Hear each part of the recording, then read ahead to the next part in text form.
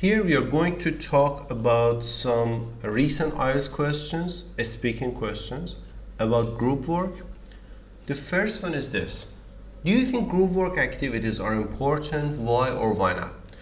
Well, I think group works are very important at different stages of our lives because, we learn a lot through this process. How to care for other people, how to see ourselves as a part of a whole, because this is exactly how we are supposed to function in the society. And for children and people at earlier stages of their lives, I think it would be, again, very important because it provides them the opportunity to learn about how they're supposed to function effectively in workplaces, or maybe in their marriage, or in relation with other people, for instance, their neighbors, and how they can be a important and effective part of the society. What are some advantages of doing activities in a group? Well, as I said, advantages are numerous.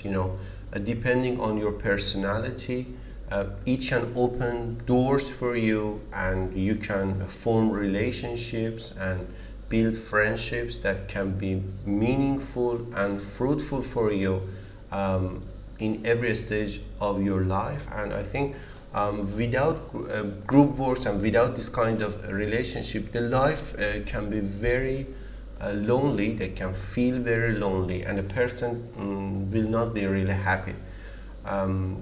Of course, we have different personalities, introverts, extroverts, but I think everybody now and then enjoys being a part of a group in which people care for each other. How can group activities help in developing teamwork skills?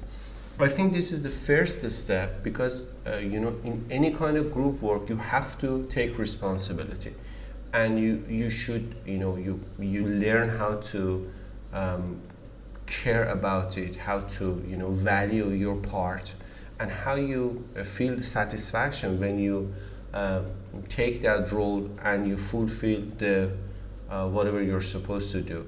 Feel that you take the responsibility and deliver the result, and I think it is a satisfying experience for everyone, and I think teamwork provides that opportunity for people.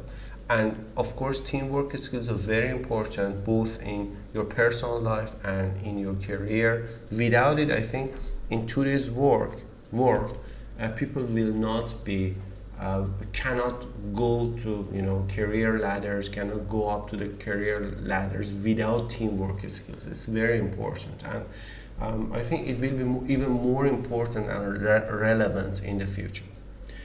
Do you believe group activities are more beneficial for children or adults, and why? I think for both of these groups, it can be very important. A child can have a great childhood, a happy one, and they can feel very satisfied and happy as a result of taking part in groups, because this is like a human nature.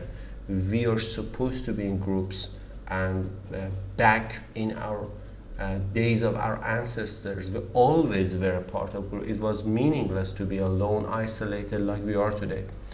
And I think we have so much of that, the desire to be a part of a team, the desire to be appreciated and valued by other members. I think we still need that. It's beneficial for all of us in both of these groups that were mentioned in the question. For adults, it can be different. For example, in their adult life, in their marriage, with their relatives, with the neighbors, in the society, and for children to fulfill the tasks that they are given, both at school and in their personal lives. Should children learn how to cooperate? I think it is very important for them to learn that, because cooperation is very important skill and part of childhood. Either you're at home, you have to cooperate with people around you, your siblings, your neighbors, your friends, peers, and if you're in a school, You have to cooperate with other people to do your assignments, to feel better about your life, and to protect yourself against others sometimes. It's very important, and people who fail to do that will have a sad childhood, will have a depressing childhood. They might be traumatized, unfortunately. So I think that's absolutely essential. What is the role of team sports in teaching children about cooperation? I think this is a healthy channel and a great starting point for children. I think they automatically do that all the time.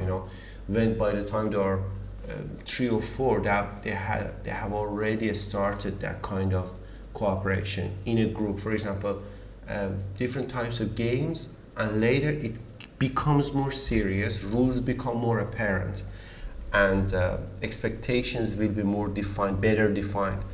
And as a result, I think both challenges and satisfaction will be at a higher level, and you have to compete against a larger